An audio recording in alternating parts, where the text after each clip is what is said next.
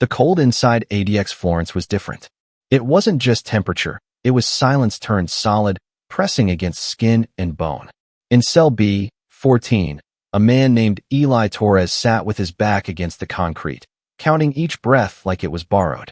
The thin air stung his lungs, and every inhale sounded too loud in a place where even breathing could draw punishment. That night began like most others. The corridor was still. The fluorescent lights hummed faintly, and the steel door in front of him glowed pale under the glow strip. Then, the metallic snap of the food slot broke the quiet. A guard's voice came sharp and cold through the opening. There were no words, just a sound, a grunt, and then silence. A few seconds later, the flap slammed shut. Eli stayed still, trying not to imagine what came next. He'd learned that at ADX, nothing happened by accident. The guards called it routine enforcement. The inmates called it retaliation. He tried to lie down, to forget the tension building in the air, but the lock on his door clicked open. Two officers entered, shadows behind visors. He didn't resist. One of them struck him across the shoulder with a baton, the other hit his ribs. His body folded. The only sound that escaped him was a faint gasp. The attack lasted seconds, but felt endless. When they left, he was on the floor, cheek pressed against cold concrete, the faint taste of blood in his mouth. The light flicked off. The cell swallowed him in darkness. That was the night Eli learned that punishment didn't need a reason inside America's most secure prison. Sometimes, a single breath was enough. He hadn't been violent when he came here. His case was a mixture of poor decisions and bad luck, an armed robbery in Denver that spiraled into a shootout when a frightened friend panicked. Nobody died, but the law made no distinction. He was 26 when the sentence came down, life without parole. Eli's arms were covered in tattoos, inked memories of a life that now felt like someone else's story. Across his left forearm, a snake coiled around the phrase, "still breathing," a reminder that even in chaos, he survived. Ironically, that same act, breathing, would become the reason he suffered most behind these walls. When they transferred him to ADX Florence, the officials described it as a management decision. In reality, it was exile. ADX was where the system sent men it wanted forgotten. The architecture itself was designed for isolation. Thick concrete, layered glass, automatic doors that closed without human contact. There were no keys jingling, no shouted orders, just quiet precision. Inmates lived in solitary confinement 23 hours a day, surrounded by silence so dense it warped time. Each cell was a box of gray, bed, sink, toilet, all fused into the floor. The window was a slit, angled upward so all you could see was a square of sky, never the horizon. Meals came through a slot. Exercise was done alone in a cage. The guards called it control. Psychologists who visited called it dehumanization. The first few weeks stripped Eli's sense of reality. The silence buzzed in his ears like static. He'd tap the wall just to remind himself sound still existed. But in ADX, even small acts drew suspicion. Cameras watched constantly, and guards looked for the slightest sign of rebellion, a glance too long, a question too bold, or, as Eli discovered, a breath taken at the wrong time. The first warning came quietly. One morning, after shower rotation, Eli returned to find a slip of paper under his door. 3 words printed in black ink. Keep still. Torres. No signature, no explanation. He assumed it was a mistake until the next day when his cell's intercom buzzed. Inmate Torres stepped back. The voice was flat, mechanical. He obeyed. The door didn't open. Instead, the light above his cell began to flicker, on, off, on again, for nearly 2 hours. By the 3rd hour, his head ached from the pulsing brightness. When he tried to call for medical, the request went unanswered. Later, he realized this was their way of reminding him who held control. The pattern repeated for days. Water pressure cut off mid-shower. Lights stayed on through the night. His recreation time shortened without warning. Each incident small enough to deny, but together they built a message: don't complain. Don't breathe wrong. Eventually, Eli did what every inmate at ADX learns. He went silent. He spoke less, moved slower, avoided eye contact. But silence wasn't protection. It was just another sign of weakness. A few months later, a new correctional officer joined the range. Young, eager to prove authority. Eli noticed him watching during cell checks, staring at the tattoo on his arm. Still breathing. The guard's gaze lingered, unreadable. That night, during count, the guard stopped outside Eli's door longer than usual. The next morning, the same guard ran a compliance check. 2 others followed. Eli stood at the back of his cell, hands visible. Without a word, they opened the door. One guard shoved him against the wall. The young one pressed a baton into his ribs, twisting until pain spread through his chest. The officer muttered something about inmates who forget their place. When they left, he was wheezing, the words still breathing, burning under his skin like a curse. Eli never filed a report. Reports went nowhere. Retaliation was the air inside ADX. Everyone breathed it. Everyone feared it. Some inmates screamed at night, voices echoing through the ventilation system. Others went completely silent, losing language after years alone. Across the block, word spread about men who had broken down, some banging on their doors until guards restrained them, others simply fading away. Psychologists called it SHU syndrome, a term describing the psychosis caused by extreme isolation. The prison administration denied its severity, saying mental health was monitored, but the screams in the night told a different truth. In 2012, a group of inmates filed a lawsuit against the Bureau of Prisons, claiming abuse and neglect of mentally ill prisoners. Some of them described conditions nearly identical to Eli's: lights left on for days, physical beatings after minor complaints, deliberate sensory deprivation. The case, Cunningham versus Federal Bureau of Prisons, led to a settlement that promised reforms. But those changes came slow, buried beneath layers of bureaucracy. Inside ADX, life stayed the same. The walls were too thick for promises to pass through. Weeks turned into months. Eli's perception of time warped. He began marking days by the pattern of the hallway lights. Sometimes he dreamt of open space, a sky wider than that small concrete slit. But the dreams always ended the same way, with the echo of boots and the clang of steel. Then, one night in early March, everything returned to where it began. Eli woke gasping, chest tight, air heavy. He sat up quickly, trying to calm himself. The noise must have carried, because moments later, the flap on his door snapped open. The same guard from before, helmet on, baton in hand, stood there. No words, just the metallic thud of the slot closing. Seconds later, the lock turned. 2 silhouettes entered the cell. He barely had time to stand. A hit landed on his shoulder, then another across his back. His body buckled. Concrete met skin. He tried to curl, to protect his ribs, but the blows kept coming, methodical, practiced. The pain blurred into white light behind his eyes. When the guards finally left, Eli lay on the floor, gasping. The words on his arm, still breathing, stared back at him through smears of blood and sweat. He laughed quietly, a dry, broken sound. Somewhere in the corridor, another door slammed. Someone else shouted. Then silence again. ADX Florence returned to its usual calm, a fortress pretending nothing had happened. As Eli's vision dimmed, one thought cut through the haze. In this place, breathing wasn't survival, it was defiance. The sound of the door closing was final, a low metallic groan that rippled through the corridor and died somewhere deep inside the concrete. Eli lay there motionless, chest heaving, blood trickling slowly from his lip.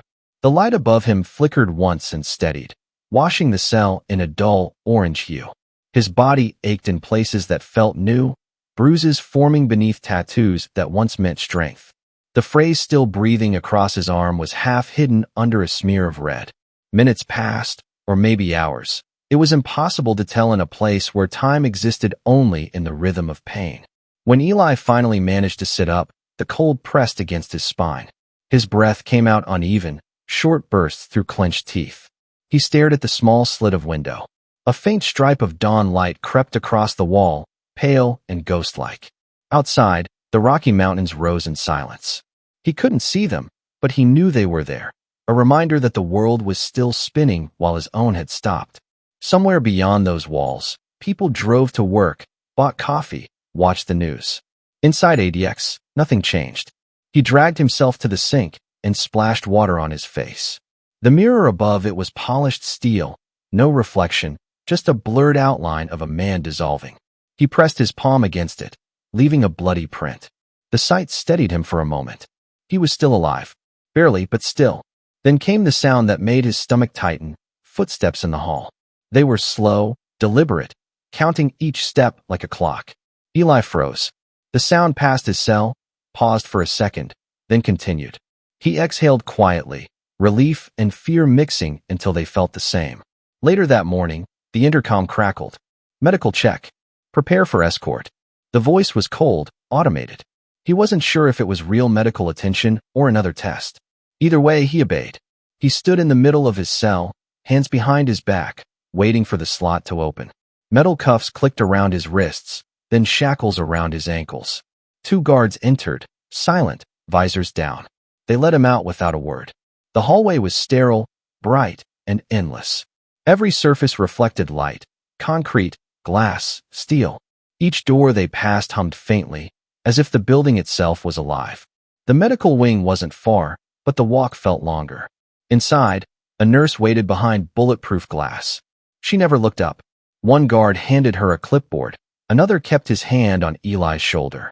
He sat on the metal stool, eyes low, muscles trembling. The nurse spoke through an intercom, her tone rehearsed. Bruising on ribs. Superficial lacerations. No visible fractures. Cleared for return. That was it. No bandage, no painkillers. The guards hauled him up and marched him back through the maze. The trip lasted maybe 10 minutes, but something inside Eli shifted. He'd felt pain before, but not this kind.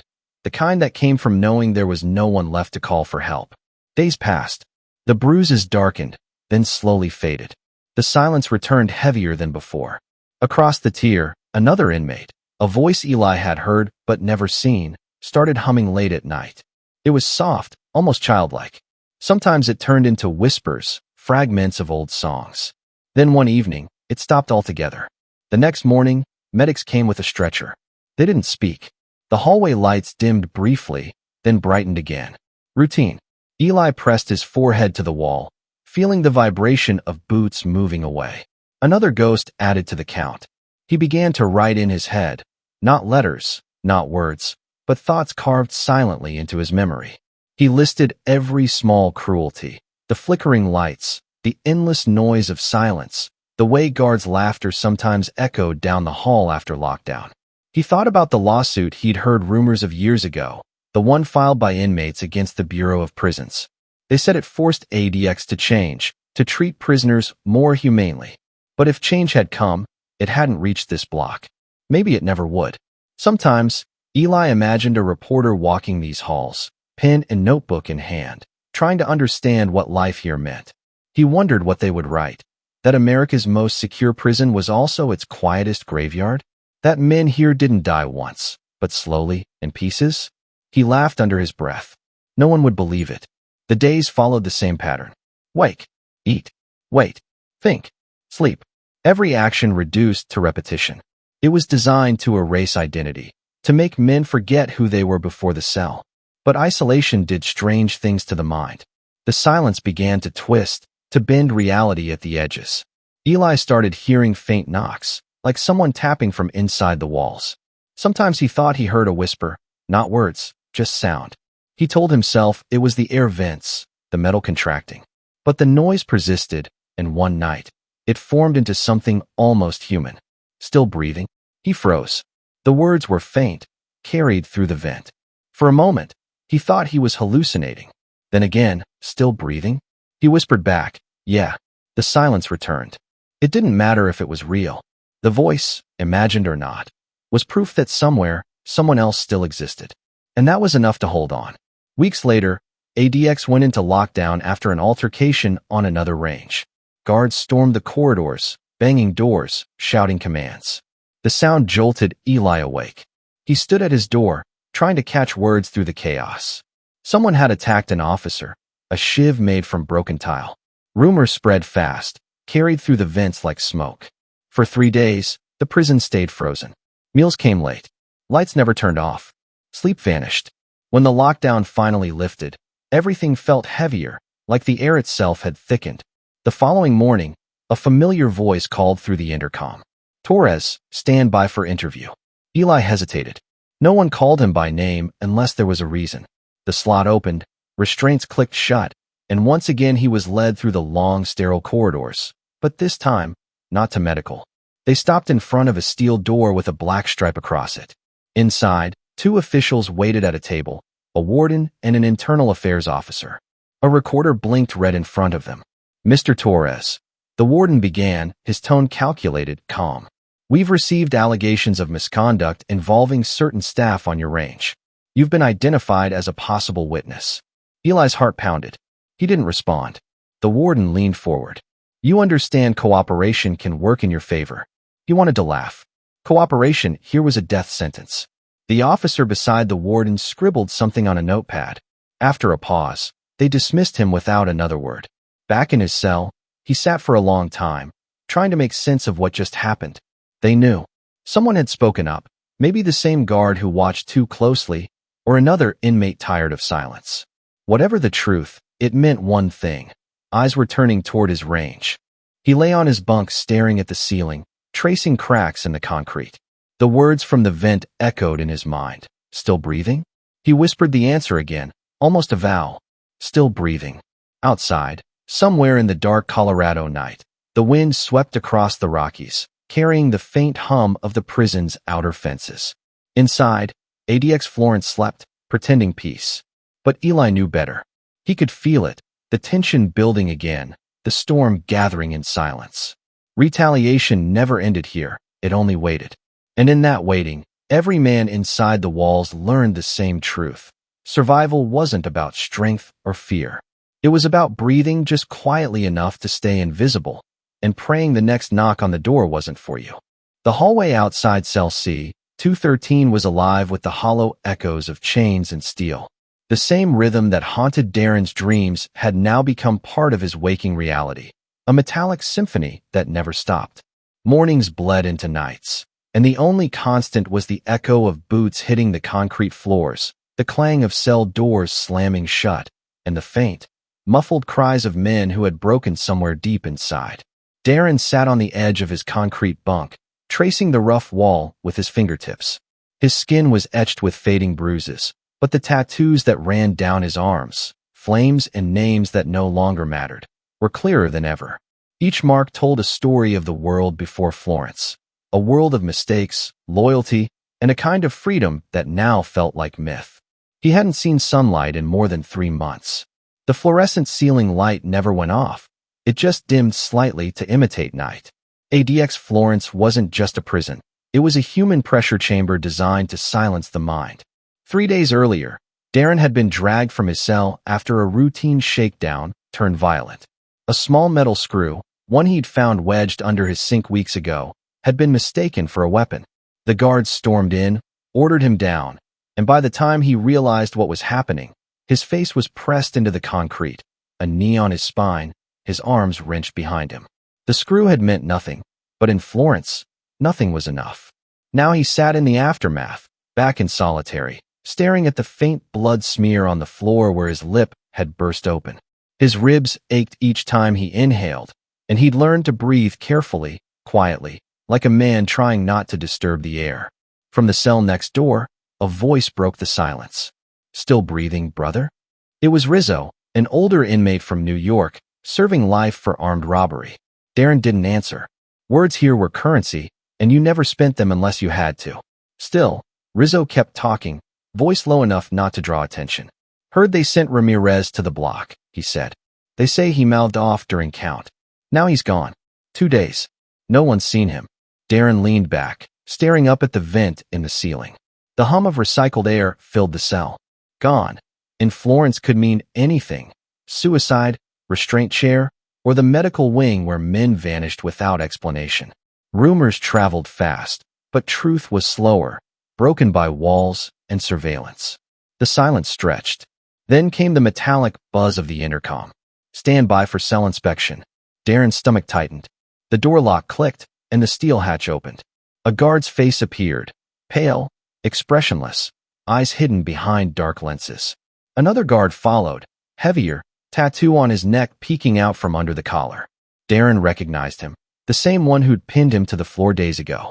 "Hands through the slot," the first guard ordered. Cold cuffs snapped shut around his wrists. The door opened, and Darren stepped out, head down, eyes fixed on the floor as they escorted him down the hall. The The smell of disinfectant and sweat thickened the air. They stopped at a small room with a bolted chair at the center. He'd been here before. The observation cell, they called it, where they checked for contraband or sometimes just control. They ordered him to strip. The room was freezing, and the fluorescent light overhead flickered like a broken pulse. One guard wrote notes on a clipboard while the other examined every scar, every tattoo, every inch of his skin. It wasn't an inspection. It was humiliation turned into routine. When they were done, they left him cuffed to the chair for hours, alone. By the time they brought him back to his cell, his fingers were numb, and his thoughts had begun to twist inward. He'd lost track of days. The only measure of time came from the shift changes, the footsteps of different boots, the smell of different colognes, the rhythm of different voices echoing in the hallway. That night, as the light dimmed slightly, Darren heard something he hadn't heard in weeks. Music. A faint melody, played through the ventilation system, soft and distorted. It was blues, maybe jazz, something old, something human. For a moment, he closed his eyes and imagined the outside world. Bars filled with smoke, streetlights reflecting off wet asphalt, laughter echoing from people who weren't prisoners of their own minds. Then the music stopped, cut abruptly. Silence returned like a slap. The next morning, when breakfast arrived through the slot, a paper tray with oatmeal and a cup of water, there was something else. A folded note tucked under the edge of the tray. Darren's pulse jumped. He glanced at the camera in the corner, then slid the note beneath his knee. Hours later, when the lights dimmed, he unfolded it carefully. Tomorrow, 0400, the pipes. He stared at the words for a long time. No signature, no explanation. Just that. He had heard whispers before, about men who found ways to communicate through the plumbing system, tapping on pipes that ran between cells. It was the only form of conversation they couldn't fully control. At exactly 4 a.m., Darren sat up and listened. The air was still. Then, faintly, came 3 taps. Pause. 2 taps. Another pause. 3 again. He tapped back, mimicking the rhythm. The next sound was a slow, deliberate scrape of metal, like something being dragged. Then, a voice, muffled through the wall. "You're not alone, man." It wasn't Rizzo. The voice was younger, tense, maybe scared. Darren didn't know who it was, but in that moment, it didn't matter. Just hearing another human voice in this dead place was enough to make him feel something again. Anger, defiance, hope. They spoke for days, always before dawn, always in code. The man on the other side called himself West. He said he'd been here 6 years, locked up for a bombing charge he swore he didn't commit. He talked about guards turning off cameras during checks, about men punished for looking up too long, about one inmate who disappeared after writing a complaint. Darren listened more than he spoke. He didn't trust easily, but West's voice sounded real, too worn out to be a setup. They shared fragments of memory, hometowns, regrets, the smell of rain. And for the first time since arriving, Darren felt human again. Then, one night, the pipes went silent. No taps, no voice, just the endless hum of air vents and his own heartbeat. He waited for hours. The next day, guards came early, moving fast, whispering to each other. Later that morning, Darren caught a glimpse through the small slot in his door, 2 orderlies pushing a gurney covered in a white sheet. Something inside him froze. The faint outline of a hand, tattooed with the word faith, hung limp beneath the sheet. That night, Darren didn't sleep. The silence was different now, thicker, heavier, like the air itself was grieving. He sat against the wall, staring at the vent, wondering if the next knock he'd hear would be his own. In ADX Florence, even breathing wrong could end your story. But for Darren, silence was worse than punishment. It was proof that someone else had stopped breathing first. The morning after West's death, the air inside ADX Florence felt colder than usual, like the concrete itself had absorbed something dark and permanent. The lights flicked on at 6 a.m., but Darren didn't move. He sat on his bunk, staring at the vent above him, replaying the faint sound of the last conversation that had traveled through those pipes. 3 taps. Pause. Silence. He couldn't shake the image of the gurney rolling past his door. The tattooed hand beneath the sheet had been unmistakable. The word faith was still burned into his mind. It wasn't just that West was gone. It was how fast it had happened, how neatly it had been erased. No alarms, no noise, no record. Just gone. At breakfast, his tray slid through the slot as usual, bland eggs, bread, and a cup of lukewarm coffee. But something felt off. A folded slip of paper rested under the edge again. His pulse quickened. He hesitated, glancing at the camera in the corner before slipping it beneath his leg. When the guard moved on, he opened it slowly. Stop asking questions. No signature. The handwriting was different from West's note. Sharp, deliberate, the kind of script that looked like a warning more than a message. He felt the back of his neck tighten. Someone knew he'd been talking to West. The rest of the day passed in silence. The corridors echoed with the distant buzz of radios, the clang of doors, and the occasional shout. Short, sharp, quickly silenced. Darren's cell was his only world now, and even there, eyes were everywhere. Cameras, microphones, sensors in the walls. He could feel the weight of surveillance pressing on him like an invisible hand. That night, he tried to sleep, but the hum of the fluorescent light kept pulling him back awake. Every time he closed his eyes, he saw West's hand. He saw the gurney. He saw the guard's eyes behind dark lenses, cold and empty. Around 3 a.m., he sat up and leaned toward the vent. Nothing. The silence was unbearable. He wanted to knock. 3 short taps, like before, but he couldn't. Not here. Not after that note. Days turned into weeks. The routine never changed. Wake up, eat, exercise alone in a concrete box, shower under supervision, sleep. Each moment was mechanical, designed to grind away memory. But beneath the monotony, tension simmered. Inmates whispered through pipes. Guards whispered among themselves, and rumors began to crawl across the tiers like smoke. They said West had filed a complaint, an official grievance about guard brutality. He had written names, dates, times. That was enough to make him disappear. Others before him had tried the same. Some were transferred, some never made it to another cell. One evening, during a scheduled shower rotation, Darren saw something strange. As 2 guards led him down the corridor, he glanced into a small, dark observation cell. The light flickered for a second, and inside, against the far wall, he saw a streak of dried blood. Not much, but enough to know it hadn't been cleaned properly. He asked nothing. The guard said nothing, but the image stayed in his head.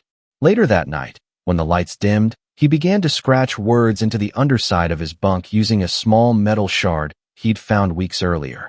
Just names: West, Ramirez, Coyle, Henson, all the men who had vanished. A secret list carved into concrete, invisible unless you looked hard. The next morning, something unusual happened. Instead of the usual routine, Darren's cell door opened at 9 a.m., unscheduled. 2 guards entered, both wearing tactical gloves. One of them, the tall one with the neck tattoo, motioned for him to stand. "Warden wants a word." No one got called to the warden's office without a reason. Darren's pulse quickened as they cuffed him, shackled his ankles, and led him down the narrow hallway. The walk felt endless.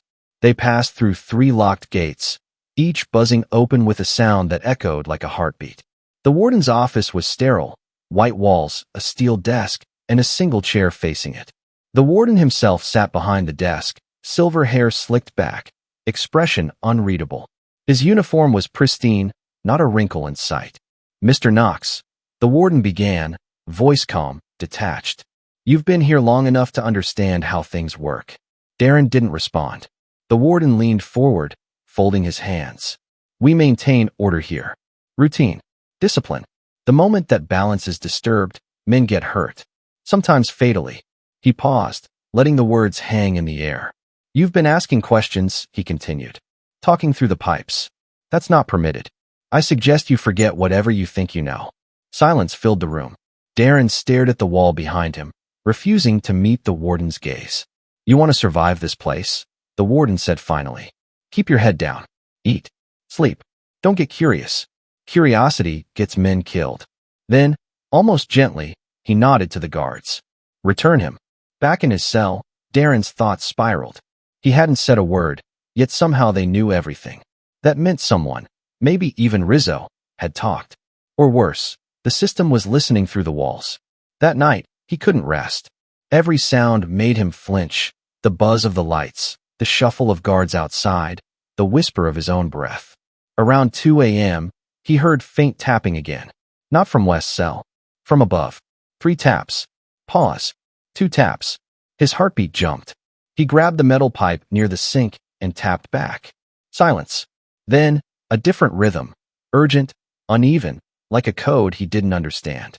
Finally, a single tap, long and deliberate, followed by a low voice. "They're watching you." The sound vanished.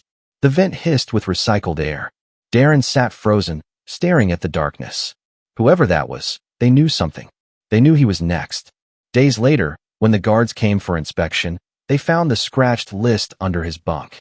The metal shard was gone before they entered. He'd flushed it down the toilet hours earlier, but the names were enough.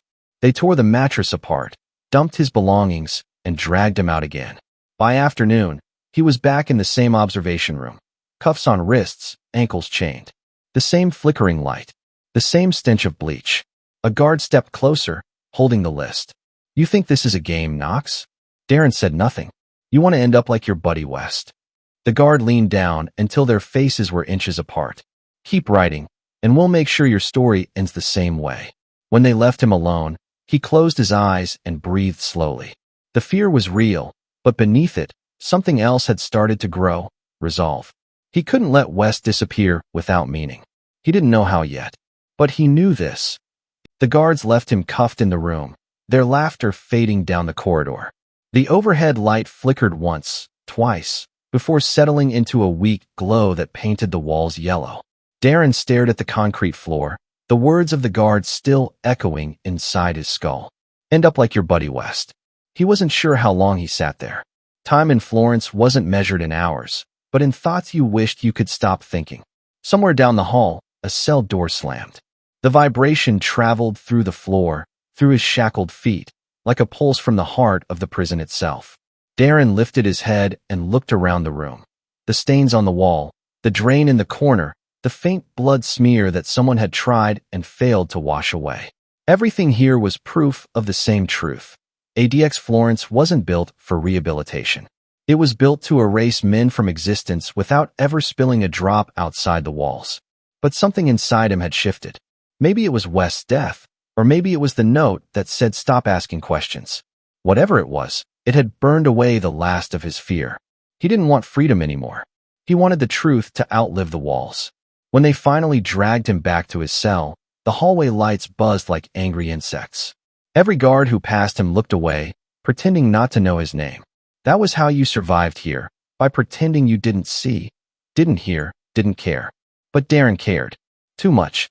Back in his cell, he sat on the bunk and stared at the vent. The faint hum of air filled the silence, the same sound that had once carried West's voice.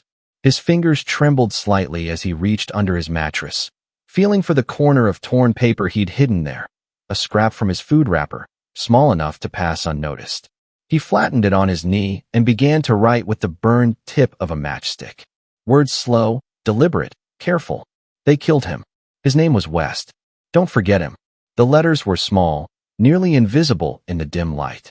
He folded the paper and pressed it behind a crack in the wall, where moisture had eaten through the paint. No one would find it unless they were looking for it. Outside, the echo of footsteps returned, steady and heavy. A guard's voice shouted down the corridor, followed by the electric buzz of another door unlocking. Somewhere, a man screamed, short, sharp, then cut off. Darren lay back on the bunk and stared at the ceiling. His pulse slowed, his breathing evened out, but his mind stayed awake. Every memory of West, every conversation through the pipes, every threat, it all began to form into something bigger. A plan. If he couldn't get out, maybe his words could. Maybe there were still people beyond the walls who cared. Journalists. Lawyers. Someone who would listen if the truth found its way into their hands. The hum of the vent deepened as the air system shifted into night mode. Darren closed his eyes. The tattoos on his arms, black flames curling around faded names, seemed to pulse with the rhythm of his heartbeat. He wasn't done. Not yet. Somewhere deep in the prison, the pipes began to groan, the slow, hollow sound of water moving through metal. For a moment, it almost sounded like tapping. 3 short knocks. Then silence. Darren turned toward the wall, eyes open, whispering to no one. "I hear you, brother." Outside his cell, the fluorescent light flickered one last time before cutting out completely, plunging the corridor into darkness. And for the first time since he'd arrived in Florence, Darren Knox smiled. Not because he felt safe, but because the system that thrived on silence had just given him a moment of complete, perfect quiet. The kind of quiet that could mean anything. The kind that comes right before a storm.